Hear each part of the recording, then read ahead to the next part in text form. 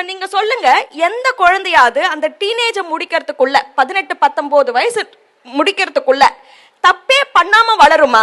குழந்தைனாலே போய் சொல்லும். எத்தனை பேர் குழந்தை ஐயோ புழுகு புழுகு வாய திறந்தாலே புழுகா கொட்டுது பாருன்னு எத்தனை குழந்தைங்க இருக்குது. உங்க குழந்தை உங்களை சீட் பண்ணும், ஏமாத்தும். நம்ம தோலை உரிச்சு செருப்பா தச்சுக்க அதை வளர்ப்போம்.